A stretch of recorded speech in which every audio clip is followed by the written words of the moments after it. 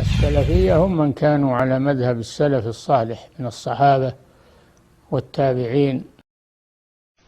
إن الحمد لله نحمده ونستعينه ونستغفره ونعوذ بالله من شرور أنفسنا ومن سيئات أعمالنا. من يهده الله فلا مضل له ومن يضلل فلا هادي له. وأشهد أن لا إله إلا الله وحده لا شريك له وأشهد أن محمدا عبده ورسوله. يا أيها الذين آمنوا اتقوا الله حق تقاته ولا تموتن إلا وأنتم مسلمون. يا أيها الناس اتقوا ربكم الذي خلقكم من نفس واحدة وخلق منها زوجها وبث منهما رجالا كثيرا ونساء واتقوا الله الذي تساءلون به والأرحام إن الله كان عليكم رقيبا. يا أيها الذين آمنوا اتقوا الله وقولوا قولا سديدا يصلح لكم أعمالكم ويغفر لكم ذنوبكم ومن يطع الله ورسوله فقد فاز فوزا عظيما. وإن خير الكلام كلام الله وخير الهدي هدي محمد صلى الله عليه وسلم وإن شر الأمور محدثاتها وكل محدثة بدعة وكل بدعة ضلالة وكل ضلالة في النار أما بعد. Donc aujourd'hui on commence le cours numéro 5 dans l'explication du hadith Jibril, Sharh al-Hadith Jibril.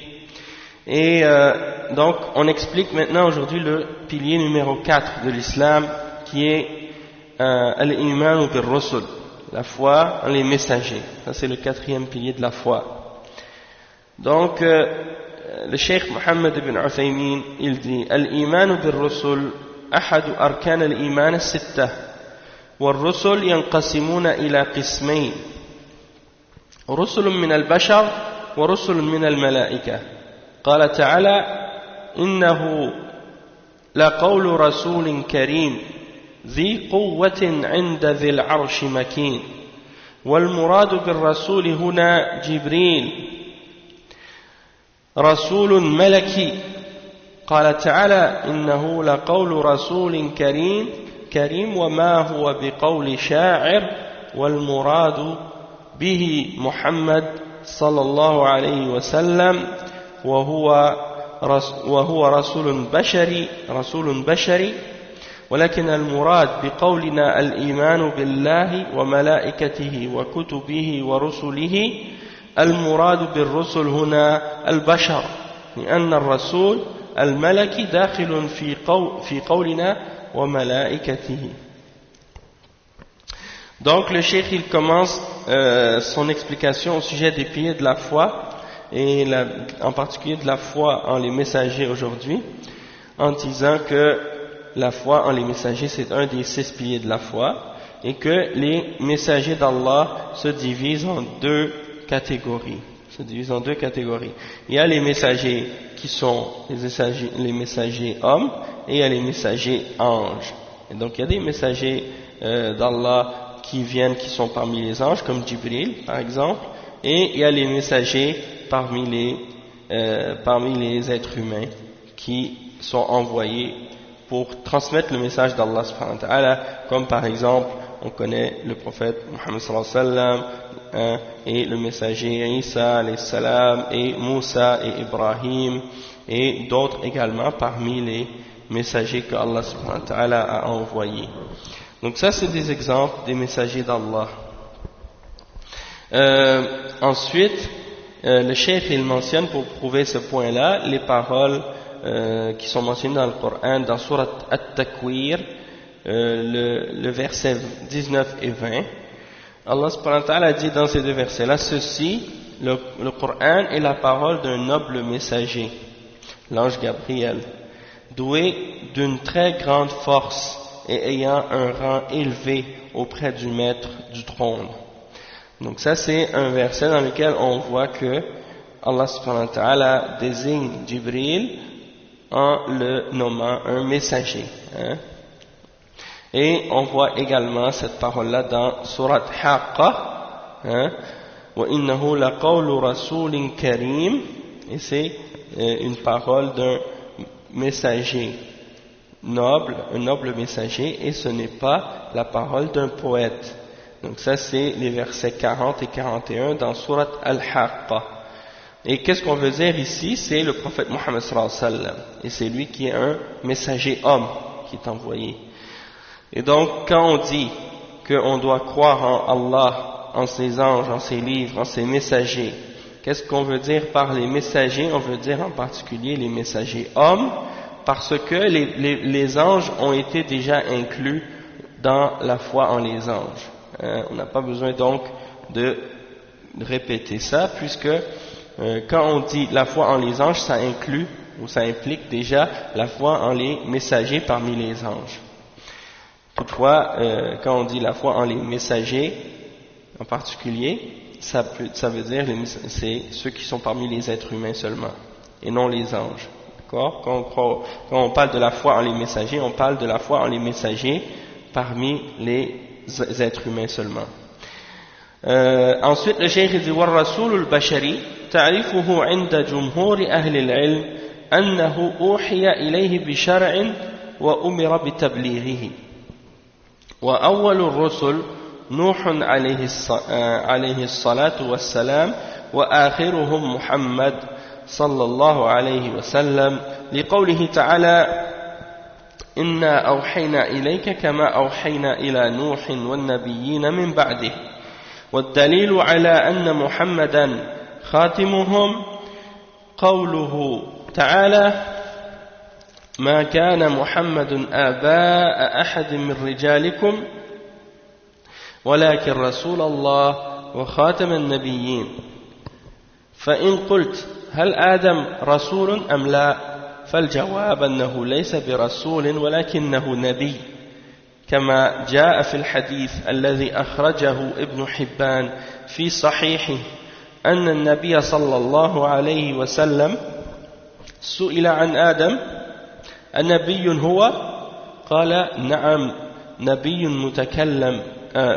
مكلم لكنه ليس برسول والدليل قوله تعالى كان الناس أمة واحدة فبعث الله النبيين مبشرين ومنذرين وقوله صلى الله عليه وسلم في حديث الشفاعة إن الناس يذهبون إلى نوح فيقولون أنت أول رسول بعثه الله إلى أهل الأرض هذا نص صريح بأن نوحا أول الرسل. Le cheikh il dit en ce qui concerne les messagers parmi les êtres humains, la majorité des savants ont défini un rasoul, un messager, en disant que c'est celui à qui on a fait une révélation. Allah a fait une révélation et il a été ordonné de transmettre cette loi ou cette révélation ou législation. Donc c'est celui qui a reçu une législation ou bien une révélation particulière et qu'il a été ordonné de la transmettre, cette loi ou c'est ça. Donc ça c'est l'explication de la majorité des ulama au sujet de qu'est-ce que c'est un messager, un rasoul en arabe. Et le premier des rasul, le pluriel de rasoul c'est rasul, d'accord? Donc le premier parmi les rasul c'est Nuh alayhi salam, et Nuh c'est Noé.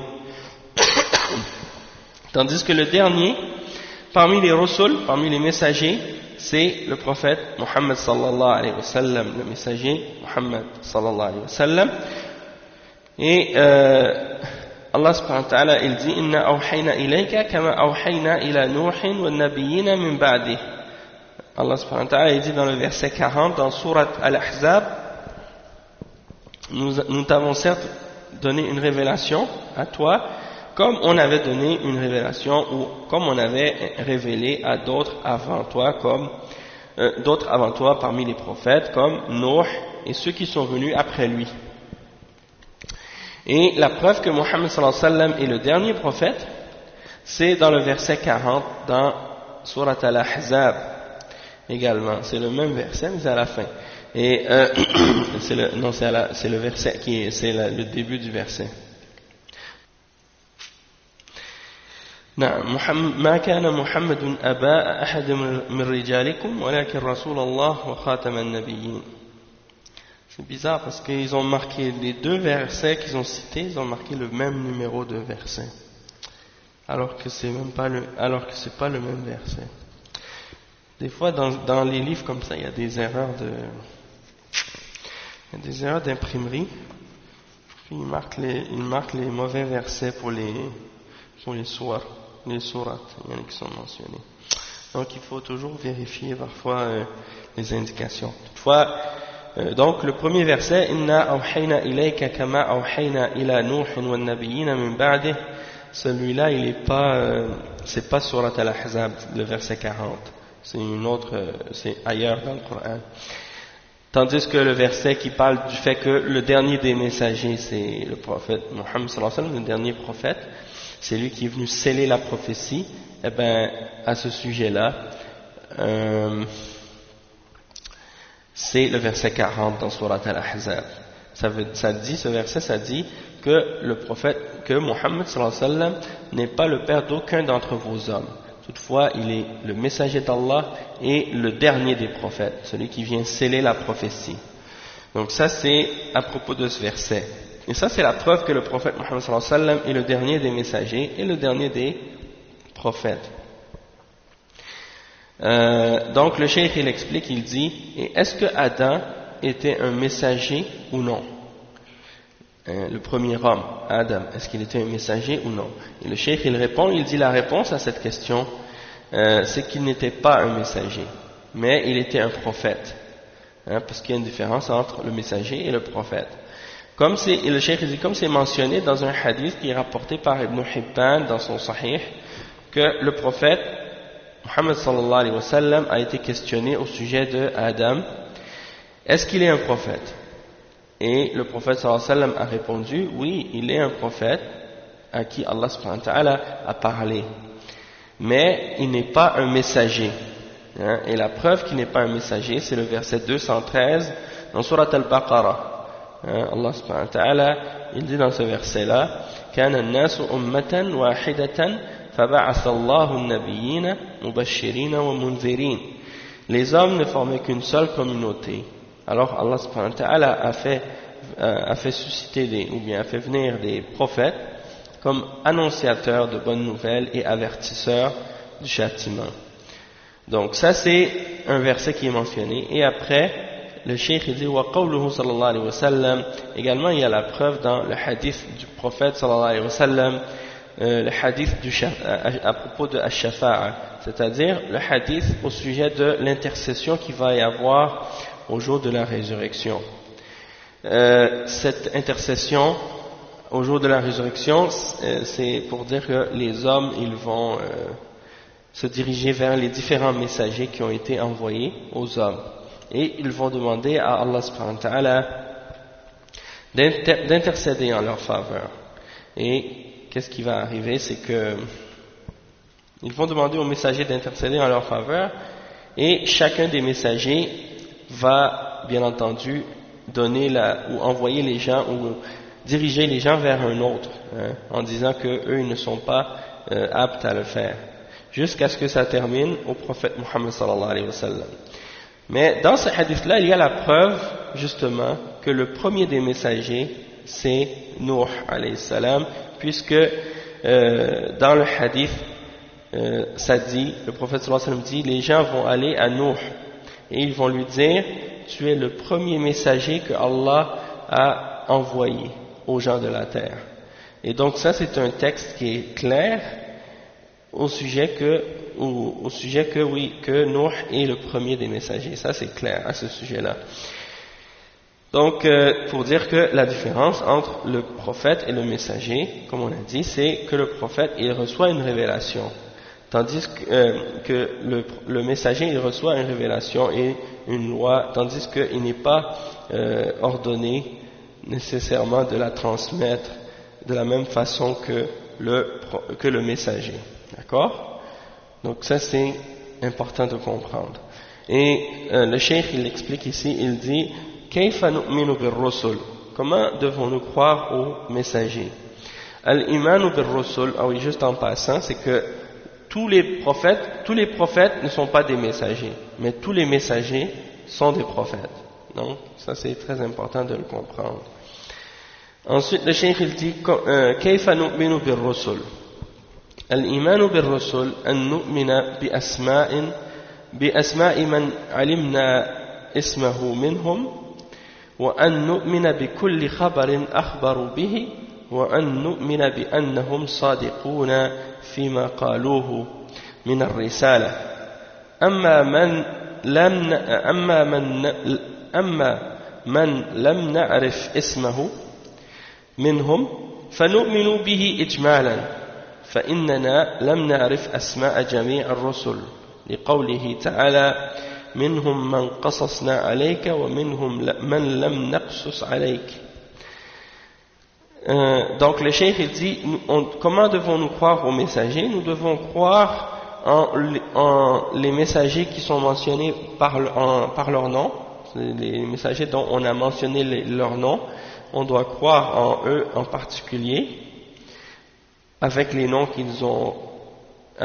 qu'on leur a donnés, et c'est-à-dire également qu'on doit croire en tout ce qu'ils ont transmis comme information, et on doit croire également qu'ils sont véridiques dans ce qu'ils disent au sujet de la transmission du message, et ceux qui n'ont pas été désignés par un nom, c'est-à-dire ceux dont Allah subhanahu wa ta'ala n'a pas parlé de façon spécifique en citant leur nom, on doit croire en eux de façon générale, d'accord? Parce que on ne connaît pas les noms de tous les messagers que Allah subhanahu wa ta'ala a envoyés. Allah subhanahu wa ta'ala dit dans le verset 87 dans sourate Ghafir, minhum man qasasna alayka wa minhum man lam naqsus alayk. Ça veut dire parmi les messagers, il y en a certains dont nous avons mentionné leur histoire, tandis qu'il y en a d'autres au sujet desquels nous n'avons pas mentionné leur histoire. Donc, le cheikh il dit وأحكام الرسل السابقة من ناحية إلزامنا بها أولا فالقول فيها كالقول في أحكام الكتب.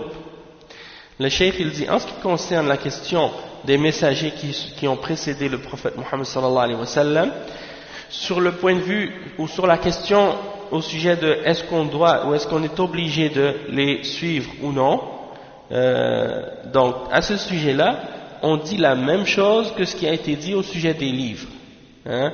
Qu'est-ce qu'on dit au sujet des livres, on le dit au sujet des livres, on le dit également au sujet des messagers, c'est la même chose, d'accord?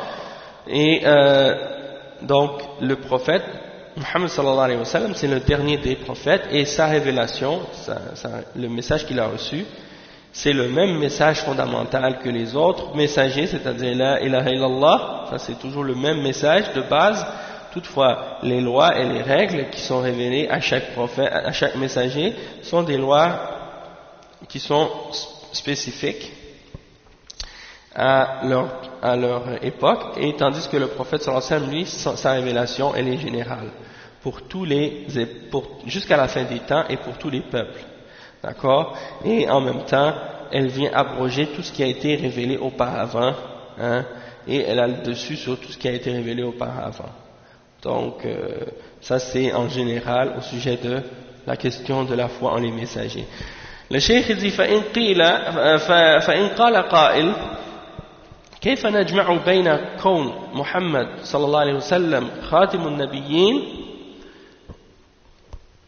وبين ما صح به الحديث من نزول عيسى بن مريم في آخر الزمان؟ فالجواب أن عيسى عليه السلام لا يلزم على أنه رسول، لأن رسالته التي بعث بها كانت سابقة قبل رسالة النبي صلى الله عليه وسلم، لأنه إذا نزل فلا يأتي بشرع من عنده ولكنه يجدد شرع النبي صلى الله عليه وسلم. وبهذا يزول الإشكال بين كون محمد صلى الله عليه وسلم خاتم النبيين وبين نزول عيسى بن مريم آخر الزمان.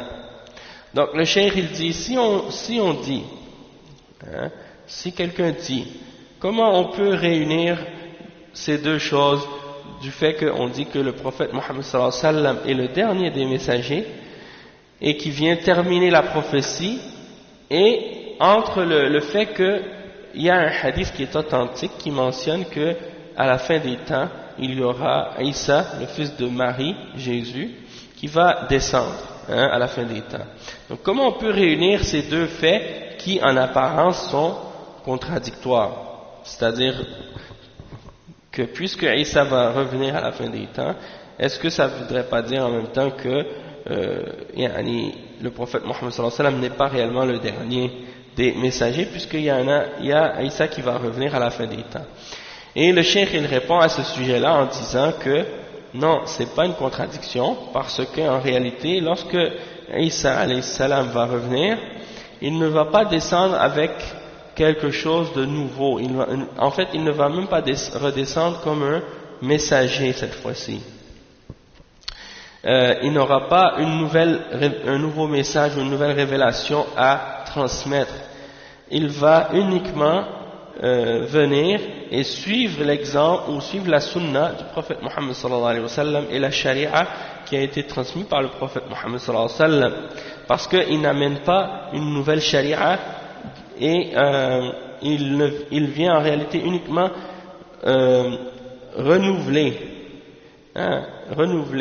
et faire revivre et faire réformer la charia du prophète Mohammed sallallahu alayhi wa sallam. Donc il va être comme un réformateur, mais il ne va pas être un messager nouveau qui va amener une nouvelle révélation ou qui va changer quelque chose dans la religion musulmane, jamais. Et en même temps, c'est pour faire comprendre que quand on parle de réforme dans l'islam, on ne parle pas de changer la signification de la religion ou la compréhension de la religion. Quand on parle de réforme dans l'islam, plutôt on parle de correction des erreurs qui ont été amenées dans la religion, dans le sens que s'il y a des significations fausses qui ont été introduites, eh ben on les élimine, on les corrige. Et si il y a par exemple des innovations qui ont été amenées, alors là dans ce cas-là il faut bien entendu. Le cheikh il dit donc qu'il n'y a pas de problème entre ces deux informations-là, le fait qu'il y a un Isa qui va descendre à la fin des temps et le fait que le prophète Mohammed sallallahu alayhi wa sallam est le dernier des prophètes et des messagers. Donc ça c'est quelque chose qui n'est pas en contradiction puisque les deux choses se ressemblent, c'est-à-dire sont concordantes ensemble, puisque le prophète Isa alayhi salam ne vient pas avec quelque chose de nouveau. Ça c'est à ce sujet-là. Ensuite, le cheikh il dit Ar-Rukn al-Khamis, le cinquième pilier de l'islam, c'est Al-Iman bil-Yawm al-Akhir, c'est la foi en le jour dernier. Le cheikh il explique, il dit Al-Iman bil-Yawm al-Akhir summiya yawman akhiran li'annahu لا يوم بعده فإن للإنسان أحوالا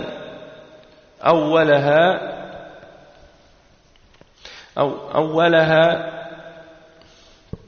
العدم لقوله تعالى هل أتى على الإنسان حين من الدهر لم يكن شيئا مذكورا ثم يصير حملا ثم يكون عاملا في الدنيا وحاله في الدنيا أكمل من حاله أثناء الحمل ثم ينتقل إلى الحال الرابعة وهي البرزخ وحاله في البرزخ أكمل من حاله في الدنيا ثم ينتقل إلى الحالة الخامسة وهو اليوم الآخر وحاله في هذه المرحلة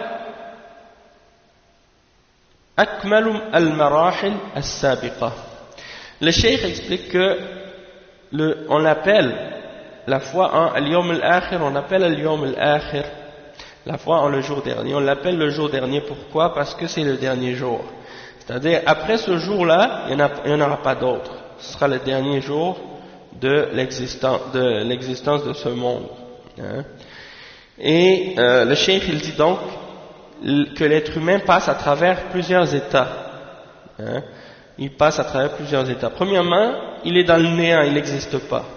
Puis, la preuve de ça, c'est le cheikh, il mentionne le verset 1 dans Surat Al-Insan. Ça dit, s'est-il écoulé pour l'homme un laps de temps durant lequel il n'était même pas une chose mentionnable, hein, n'était même pas quelque chose mentionnable puisqu'il n'était rien. Hein. Donc ça c'est le verset que le cheikh a mentionné. Et puis ça dit en fait qu'il part de rien et puis il devient une portée, c'est-à-dire il devient un fœtus dans le ventre de sa mère, que sa mère porte pendant 9 mois. Puis il sort du ventre de sa mère et il devient une personne active dans cette dunya. Et son état lorsqu'il rentre dans la dunya, elle est plus parfaite que lorsqu'il est dans le ventre de sa mère. Puis il passe à un autre état ou une autre dimension, c'est-à-dire qu'il rentre dans le monde de qu'est-ce qu'on appelle Al-Barzakh. Et Al-Barzakh, c'est quoi? C'est le monde qui existe entre notre monde et le jugement dernier. D'accord? Donc, c'est une dimension ou bien un état intermédiaire entre notre mort et le jour de la résurrection. C'est qu'est-ce qu'on appelle Al-Barzakh. Et la situation ou bien l'état d'une personne dans le Barzakh, elle est plus parfaite que sa situation quand il était dans cette dunya. Ok? Et ensuite, il passe de cet état du Barzakh au jour de la résurrection, au jour dernier, et à ce moment-là, son état sera encore plus complète et parfaite que les étapes précédentes. Ensuite, le cheikh dit وبيان ذلك أن الإنسان في بطن أمه لا شك أنه ناقص عن حاله في الدنيا. قال تعالى والله أخرجكم من بطون أمهاتكم لا تعلمون شيئا وجعل لكم السمع والأبصار والأفئدة لعلكم تشكرون. فصار بعد خروجه من بطن أمه عنده العلم والسمع والبصر والعمل، وأحواله في هذه الدنيا ليست على الصفاء دائما، بل فيه صفاء وكدر وتعب وراحة وجور وعدل وصالح وفاسد. يقول الشاعر فيوم علينا ويوم لنا ويوم نساء ويوم نسر. Donc le cheikh il dit وهي بلا شك حينئذ تكون حياة ناقصة لأنه ما من لذة فيها إلا وهي منغصة لا طيب للعيش ما دامت منغصة لذاته بادكار الموت والهرم. فأنت الآن شاب وقوي ولكن سيأتيك أحد أمرين إما الموت وإما الهرم.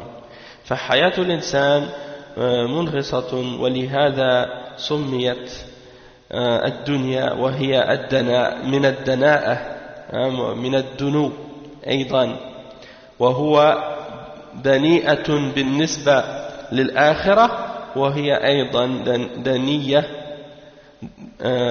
يعني لنقصانها عن مرتبة الآخرة، وهي دنيا لأنها سابقة للآخرة فهي أدنى منها. Donc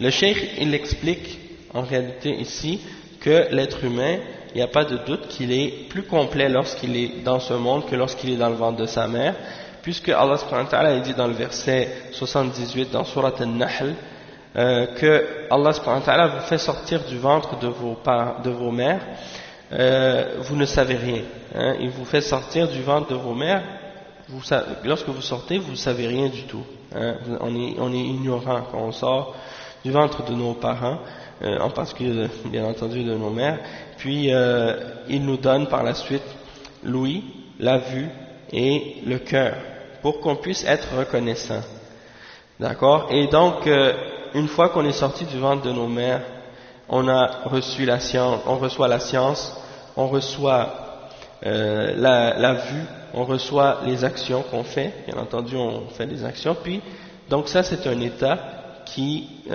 est plus parfait que l'état lorsqu'on était dans le ventre de notre mère. Toutefois, c'est pas toujours, disons qu'une fois qu'on est dans ce monde, tout n'est pas toujours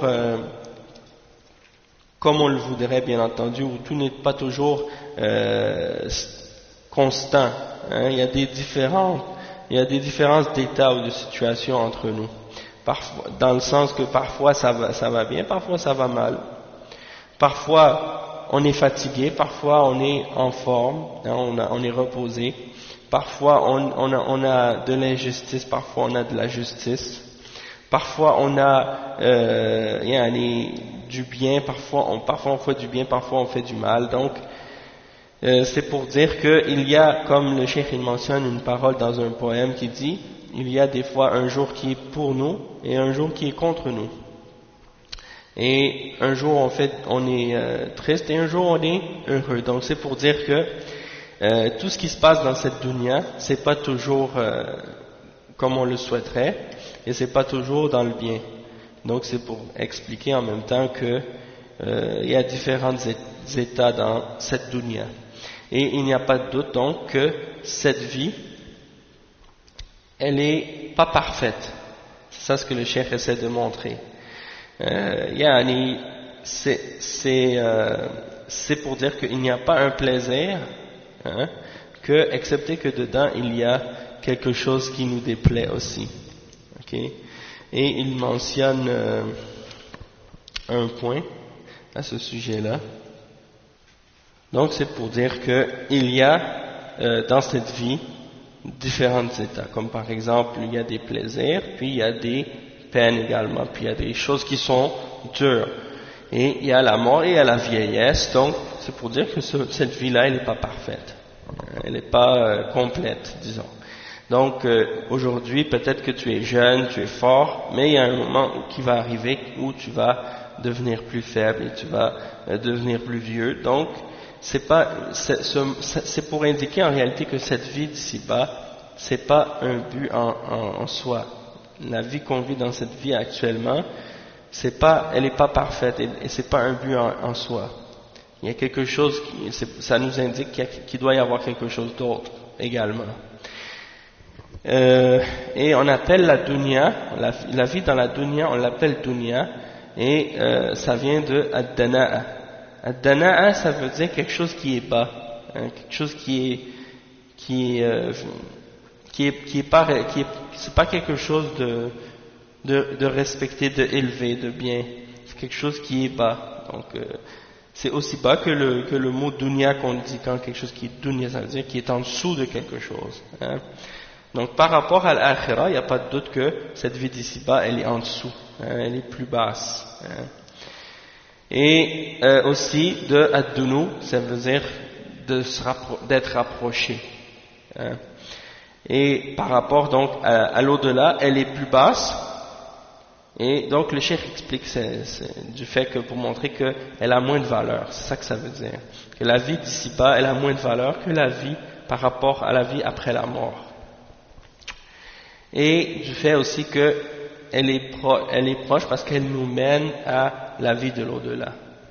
Ensuite le cheikh dit وَحَالُهُ فِي الْبَرْزَخِ أَكْمَلُ حَالًا في الدنيا لأن حاله مستقرة فإذا كان من أهل الخير فهو منعم في قبره ويفتح له في قبره مد البصر ويفرش من الجنة ويفتح له بابا إلى الجنة ولا ينال هذا في الدنيا أما في الآخرة فيعطى الكمال المطلق بالنسبة للإنسان حياة كاملة لا يمكن أن تنسب إليها حياة الدنيا بأي وجه من الوجوه وسيأتي الكلام عليه إن شاء الله بعد ذلك.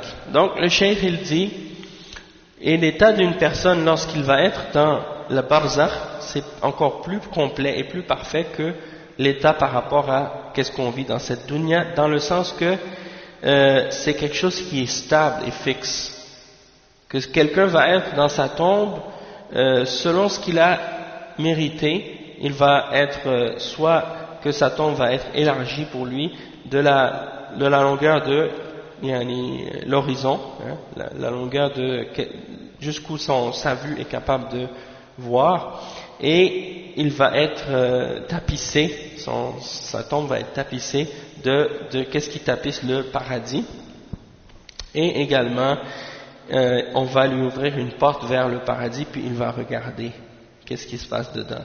Donc c'est comme si pour montrer que cet état-là, elle est plus parfaite que l'état de quelqu'un dans cette vie d'ici-bas, puisque dans cette vie d'ici-bas, il n'y a pas une stabilité dans qu'est-ce qu'on ressent ou qu'est-ce qu'on vit. Des fois on a des plaisirs, des fois on a des douleurs. Tandis que une fois qu'on passe dans l'autre monde, eh ben c'est quelque chose qui va être stable. Soit qu'on va être seulement dans le plaisir, ou soit qu'on va être seulement dans la douleur, mais c'est seulement un des deux. Il n'y aura pas une étape ou un état intermédiaire ou un mélange des deux. D'accord? Et donc c'est pour ça que c'est une vie qui est plus parfaite dans ce sens-là. Et par la suite, lorsqu'on passe à l'autre étape, c'est-à-dire le jour de la résurrection ou le jour dernier, alors là c'est encore plus complet et plus parfait, puisque là ce sera la perfection absolue, dans le sens que on arrive dans un monde où il n'y aura que la récompense ou bien il y aura le châtiment. Puis là ce sera vraiment une vie qui est complète et parfaite dans le sens du terme, puisqu'il n'y aura plus de mort et il n'y aura que disons la récompense complète ou bien le châtiment par rapport à qu'est-ce que les gens ont agi. Donc ça, dans ce sens-là, c'est plus complet que qu'est-ce qu'on peut comprendre ou vivre dans cette vie d'ici-bas. Ensuite, le cheikh il dit Kayfa nu'minu bil yawm al-akhir. Comment on doit croire au jour dernier. Le cheikh il dit al-iman bil yawm al-akhir an nu'mina bi anna an-nas sawfa yub'athuna ويجازون على أعمالهم وأن نؤمن بكل ما جاء في الكتاب والسنة من أوصاف ذلك اليوم وقد وصف الله تعالى ذلك اليوم بأوصاف عظيمة لنأخذ منها وصفا واحدا. قال تعالى يا أيها الناس اتقوا ربكم إن زلزلة الساعة شيء عظيم يوم ترونها نعم يا أيها الناس اتقوا ربكم إن زلزلة الساعة شيء عظيم يوم ترونها تذهل كل مرضعة عما أرضعت وتضع كل ذات حمل حملها وترى الناس سكارى وما هم بسكارى ولكن عذاب الله شديد. Donc ça c'est le verset qui est mentionné. وأوصاف هذا اليوم الدال على هوله وعظمته كثيرة في الكتاب والسنة ولا يقتصر الإيمان باليوم الآخر على الإيمان بهذا اليوم الذي يكون بعد البعث كما قال شيخ الإسلام ابن تيمية في عقيدته الواسطية من الإيمان باليوم الآخر الإيمان بكل ما أخبر به النبي صلى الله عليه وسلم مما يكون بعد الموت. Donc le cheikh explique ici que comment on doit croire en le jour dernier. Le cheikh il dit la foi en le jour dernier, c'est de croire que les hommes vont être ressuscités et ils vont être récompensés pour leurs actions. Et on croit en tout ce qui a été mentionné dans le Coran et dans la Sunna au sujet des descriptions de ce jour-là. Comme Allah subhanahu wa ta'ala a décrit dans sa révélation ce jour-là avec toutes sortes de descriptions qui sont très grandes, et pour en prendre juste une comme exemple, il donne le verset 1 et 2 dans Surat Al-Hajj, et ça dit: ô hommes, craignez votre Seigneur, le séisme qui précédera l'heure est une chose terrible. Le jour où vous le verrez, toute nourrice oubliera ce qu'elle allaitait, et toute femme enceinte avortera de ce qu'elle portait. Et tu verras les gens ivres, alors qu'ils ne sont pas ivres, mais le châtiment d'Allah est dur. Donc ça c'est les descriptions qui sont données, juste un exemple d'une description qui est donnée dans le Coran au sujet des choses terribles qui vont arriver ce jour-là. Et il y a également d'autres descriptions des choses terribles qui vont arriver au jour de la résurrection ou au jour dernier dans le Coran et dans la Sunna. C'est ce que les gens expliquent ou expriment en disant par exemple la fin du monde. Hein, souvent ils disent c'est la fin du monde. Ben, c'est un peu dans ce sens-là. Après le cheikh il dit qu'il ne faut pas croire que la foi en le jour dernier se limite uniquement à croire en ce jour-là. Et il faut donc comprendre que c'est pas juste la résurrection. De croire au jour dernier, comme le cheikh Ibn Taymiyyah l'a expliqué dans l'Aqid al-Wasitiyya, il dit qu'il faut croire en tout ce qui nous a été donné comme information de la part du prophète Muhammad sallallahu alayhi wa sallam au sujet de tout ce qui va se passer après la mort. Donc la foi en al-Yawm al-Akhir, ça inclut tout ce qui se passe après la mort, c'est-à-dire à partir du moment où l'ange vient et qu'il enlève ton âme de ton corps, à partir de ce moment-là, c'est à partir de là que commence la foi en al-Yawm al-Akhir, c'est-à-dire tout ce qui se passe à partir de ce moment-là, parmi les choses qui ont été décrites et mentionnées dans la révélation, il faut y croire. Et ça rentre dans la foi en le jour dernier. Donc le cheikh il dit premièrement أولا فتنة القبر وأول شيء يكون بعد الموت فتنة القبر فإن الناس يفتتنون أي يختبرون في قبورهم فما من إنسان يموت سواء دفن في الأرض أم رمي في البر أم أكلته السباع أو ذرته الرياح إلا ويفتن هذه الفتنة فيسأل عن ثلاثة أمور عن ربك وما دينك من ربك وما دينك ومن نبيك فأما المؤمن فيقول ربي الله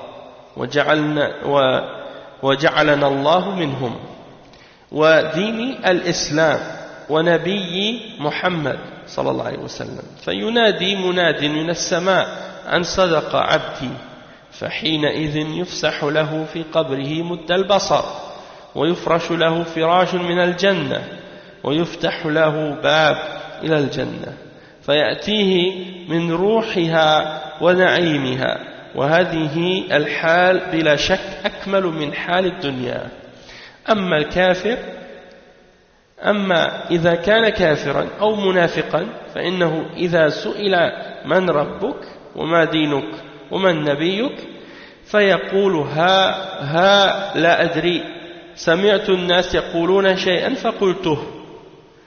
Donc le cheikh explique ici que premièrement c'est de croire en la fitna de qu'est-ce qui va arriver, c'est-à-dire l'épreuve de la tombe, hein, la fitna, l'épreuve de la tombe. Ça c'est la première chose qu'on va avoir à subir une fois qu'on meurt après notre mort. C'est-à-dire que les gens vont être questionnés et éprouvés dans leur tombe.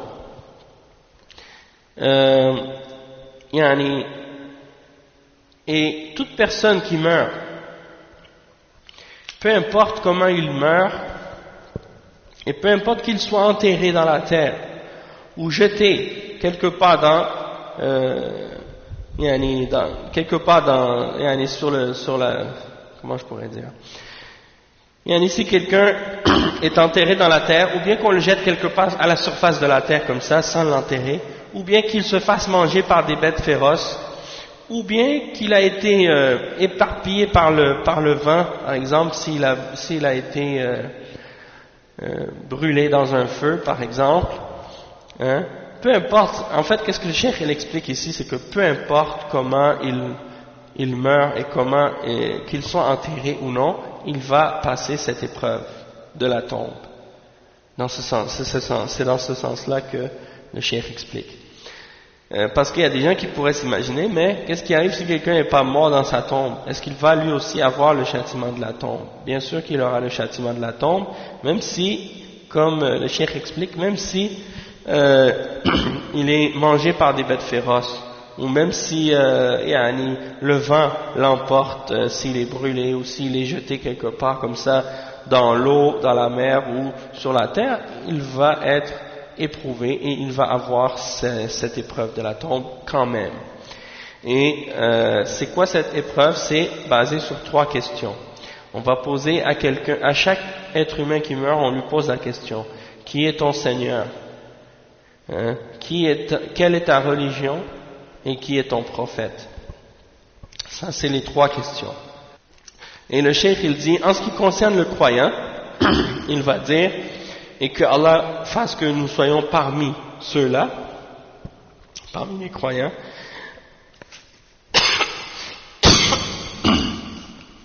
Le cheikh, il dit, le croyant, il va répondre correct. Il va dire, mon Seigneur, c'est Allah. Ma religion, c'est l'islam. Et mon prophète, c'est Mohammed, sallallahu alayhi wa sallam. Donc, il y a quelqu'un qui va appeler dans les cieux, qui va appeler dans les cieux. Il y aura une voix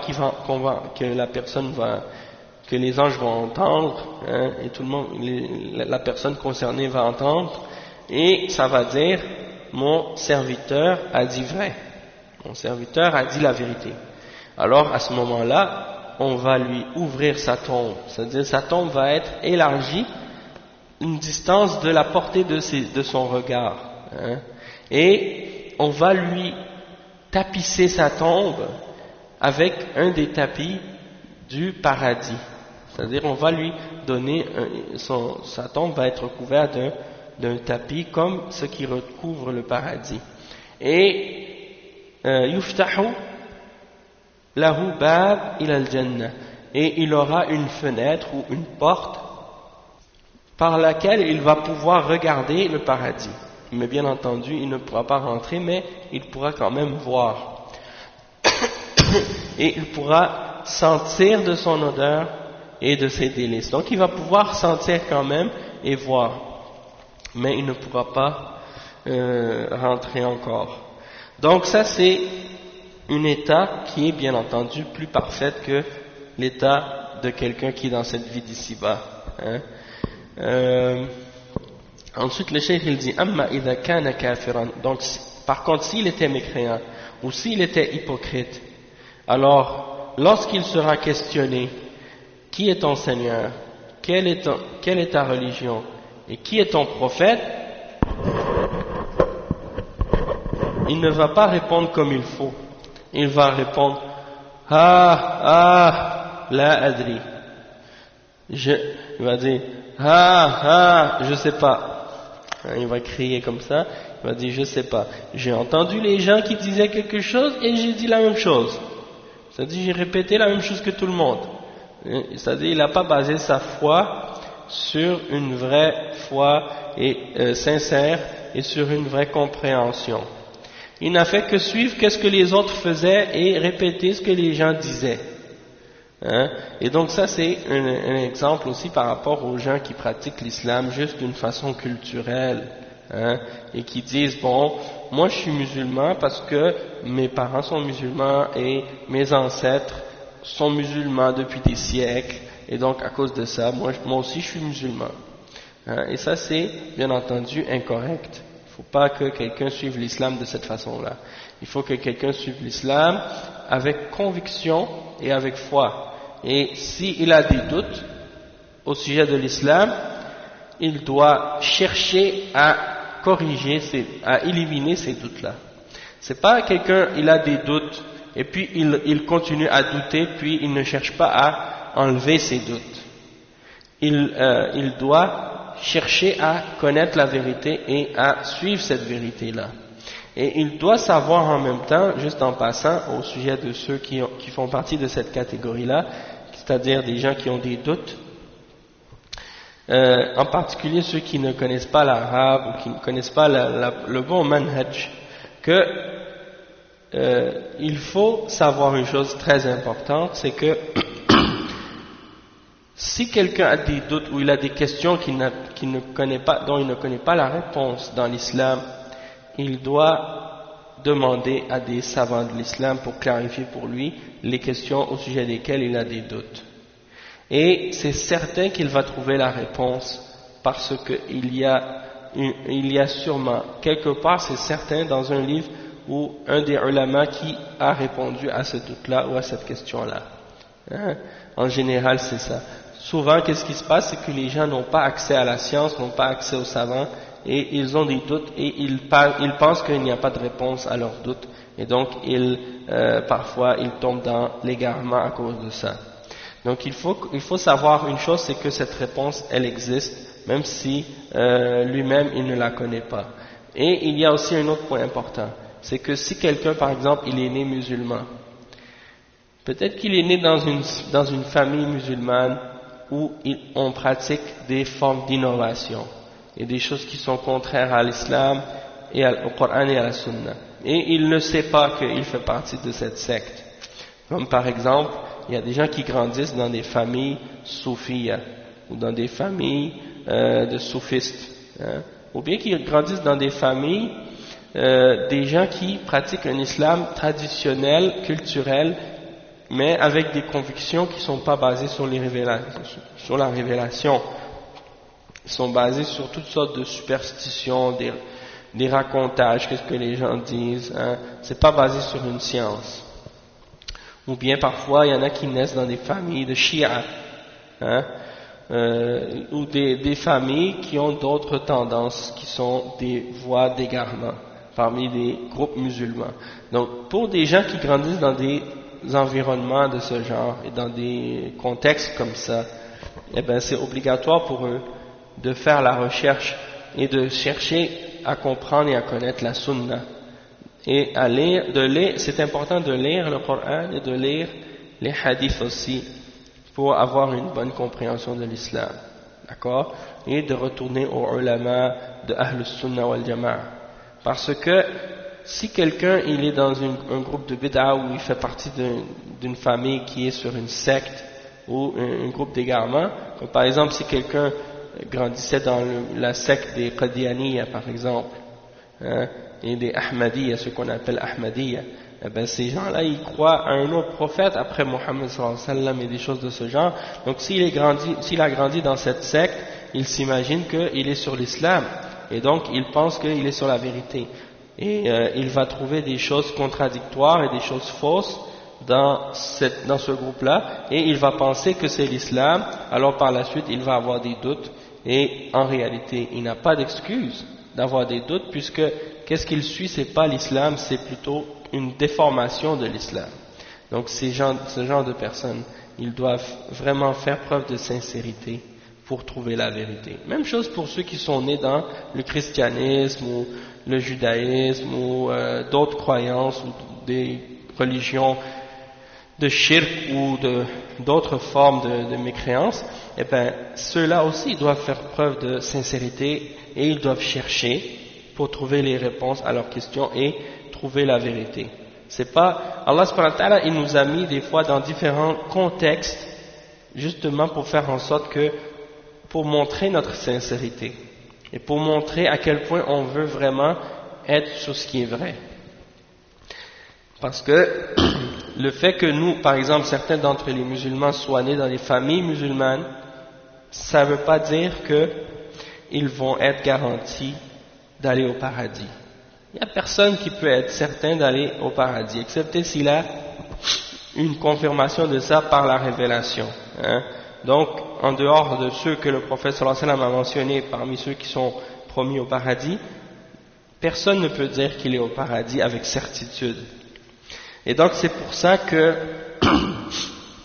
il faut vraiment faire des efforts pour trouver la vérité et chercher la vérité. Et pas juste se satisfaire de dire, moi je suis né dans une famille, mes parents sont musulmans, mes ancêtres sont musulmans, donc moi je suis sur le droit chemin. Non, il faut faire des efforts, même quand on est né musulman, pour être sur la vérité et pour rester sur la vérité. Et la même chose pour les koufars aussi. Si quelqu'un est né chrétien, eh ben un chrétien pourrait se dire, bon moi je suis né chrétien, mes parents ils suivent le christianisme, mes ancêtres aussi, donc ça veut dire que je suis sur la vérité, il faut que je suive cette voie-là. Non. Le fait que tu sois né dans une religion, ça ne veut pas dire que cette religion-là est vraie. Et le fait que tu sois né dans une famille musulmane, ça ne veut pas dire que cette famille-là est sur la sunna, est sur la bonne compréhension de l'islam ou la bonne pratique de l'islam. Donc il faut vraiment, même si tu es né musulman, faire des recherches et faire des efforts pour trouver la vérité, de la même façon que quelqu'un qui serait né, par exemple, dans une famille de chrétiens ou de juifs ou d'autres. Hein. Ils doivent eux aussi faire des efforts. Et ça, Allah a fait ça, a divisé les hommes de cette façon pour une sagesse et pour montrer que la personne est vraiment sincère et qu'elle ne va pas suivre quelque chose juste parce que c'est quelque chose de culturel ou parce qu'elle l'a reçu à la naissance, mais parce qu'elle aime la vérité réellement. Hein? Quand tu nais sur quelque chose et que ça fait partie de ta culture, c'est très facile de dire « Ah oui, c'est la vérité » parce que c'est quelque chose que mes parents suivent et tout le monde suit.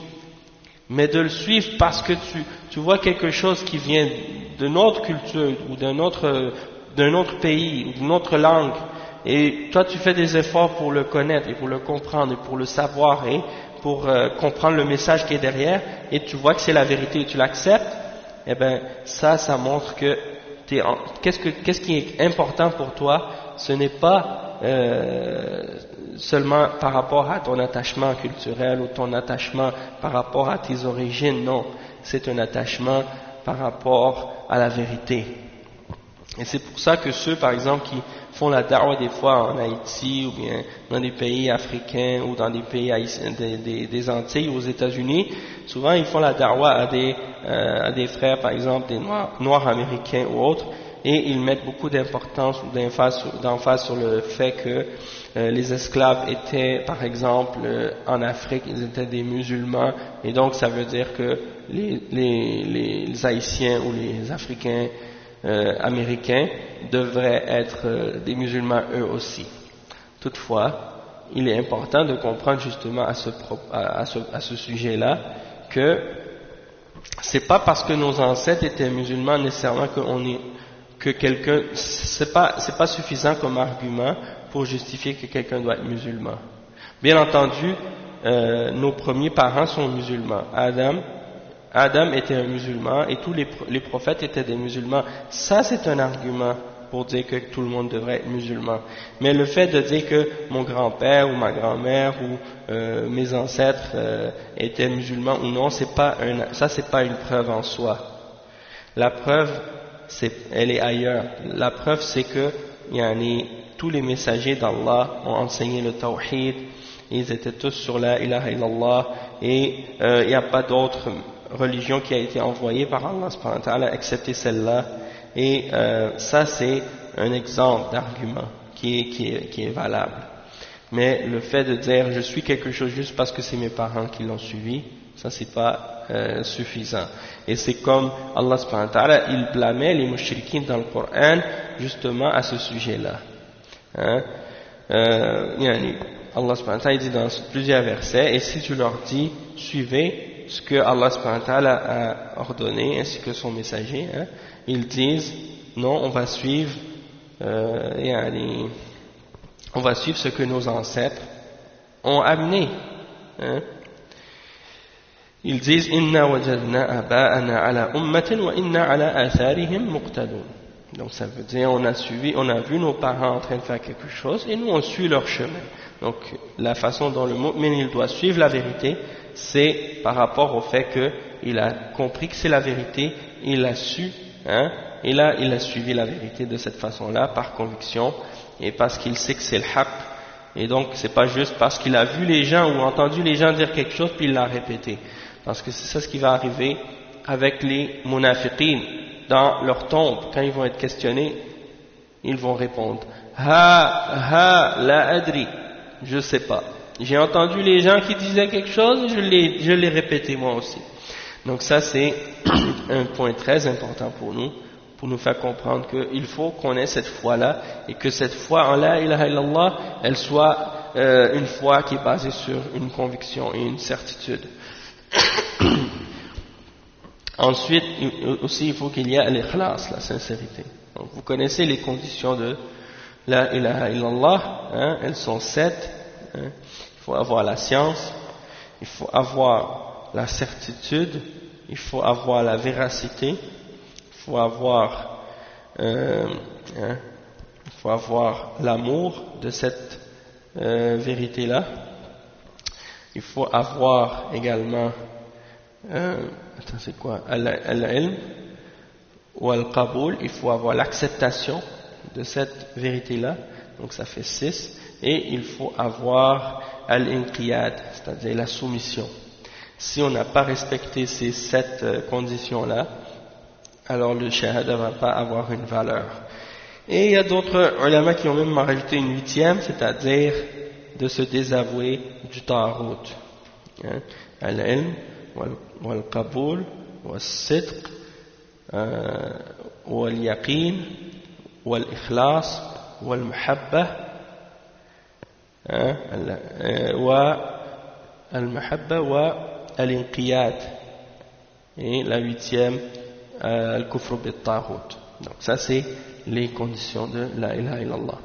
Après le cheikh il dit وتأمل ما دل عليه كلمة ها فإنها تدل على أن هذا المجيب كأنه يتذكر شيئا ويبحث عنه ولكن يعجز عن استحضاره وكون الإنسان يتذكر شيئا ويعجز عن استحضاره أشد ألما من كونه لا يدري عنه بالكلية فلو سئلت عن شيء وأنت لا تعلم عنه فقلت لا أدري فهذا نقص بلا شك ولكن لا يوجب حسرة ولكن لو أنت سئلت عن شيء وكنت تعلمه ثم عجزت عنه فإن ذلك حسرة ولهذا يقول ها كأنه يتذكر شيئا لا أدري سمعت الناس يقولون شيئا فقلته فيضرب بمرزبة من حديد فيصيح صيحة يسمعها كل شيء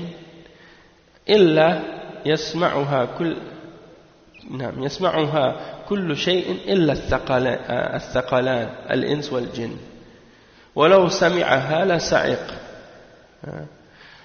وقد ورد في صفة هذه المرزبة أنه لو اجتمع عليها أهل منى ما أقلوها والعياذ بالله وهذه الفتنة يجب الإيمان بها لأن الإيمان بها من الإيمان باليوم الآخر فإن قلت كيف يكون الإيمان بها من الإيمان باليوم الآخر وهي في الدنيا فالجواب إن الإنسان إذا مات فقد قامت قيامته.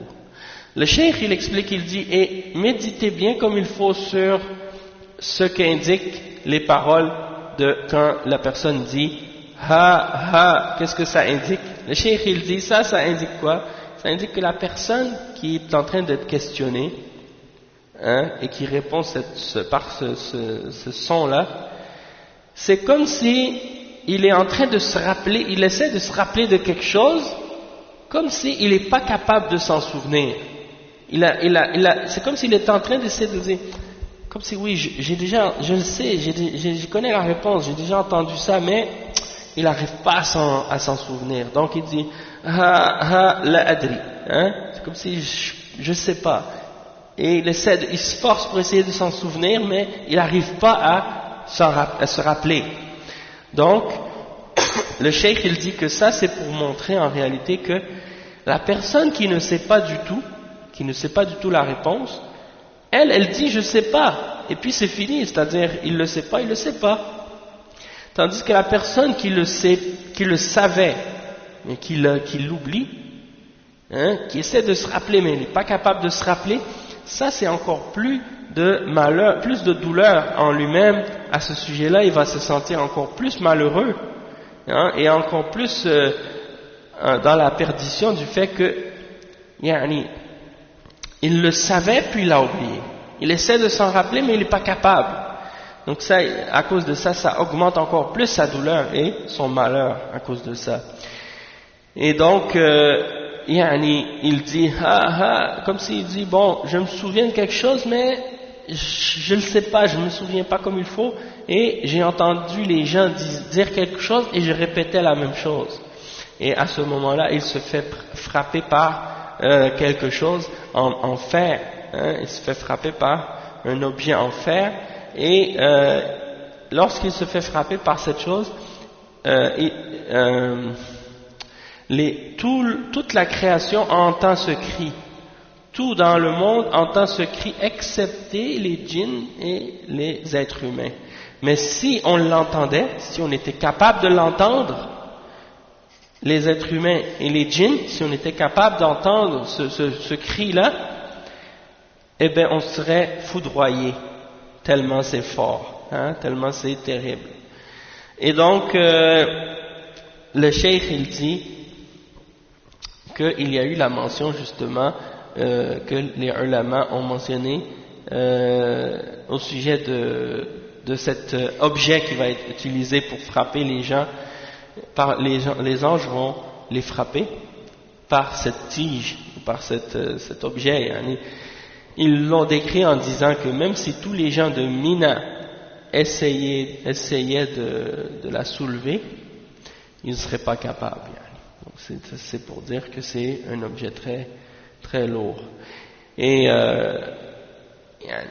cette fitna de la tombe, cette épreuve de la tombe, il est obligatoire d'y croire. Et que ça fait partie de la foi en le jour dernier. Maintenant, le cheikh il dit, si quelqu'un posait la question, mais comment est-ce que cette chose peut faire partie de la foi au jour dernier, alors que c'est encore dans ce monde, c'est-à-dire c'est pas dans le jour dernier encore, c'est dans le barzakh, hein? Et le cheikh il répond, il dit, oui, la réponse à ce sujet-là, c'est en fait que du moment où une personne meurt, alors c'est comme si son jugement est déjà commencé. C'est ça que ça veut dire. فَقَدْ قَامَتْ قِيَامَتُهُ. Sa résurrection, à lui, elle est déjà commencée du moment qu'il meurt. Une fois que tu es mort, ça y est. C'est comme si tu peux dire que ton jugement a déjà débuté. Donc, il y a ce point qui est mentionné. Ça, c'est le premier point à ce sujet-là. Donc, nous, on va s'arrêter ici pour aujourd'hui, au point numéro 1, et là on va continuer à partir de ce point numéro 2 la semaine prochaine, Inch'Allah, et toujours dans Al-Iman bil Yawm al-Akhir, parce que l'Iman bil Yawm al-Akhir, il y a un peu plus de détails à expliquer à ce sujet-là, puisque le cheikh il a consacré à ce pilier de la foi plus de temps pour expliquer un peu plus en détail les différents aspects et les différentes choses qui ont rapport avec ce pilier-là. Donc, on va s'arrêter ici, Inch'Allah, pour aujourd'hui, puis on continuera ça lundi prochain, Inch'Allah. Sinon, le cours de samedi et dimanche prochain, Inch'Allah, va continuer, toujours à la même heure, Inch'Allah, 10h30. Puis, bon, des fois, ça arrive que j'arrive un petit peu en retard, donc, calculer environ, entre 10h30 et 11h, ça devrait être le temps du dars, entre 10h30 et 11h. C'est pour la France 16h30 et 17h. Donc on va s'arrêter ici, Inch'Allah. سبحانك اللهم وبحمدك أشهد أن لا إله إلا أنت أستغفرك وأتوب إليه وجزاكم الله خيرا والسلام عليكم ورحمة الله وبركاته.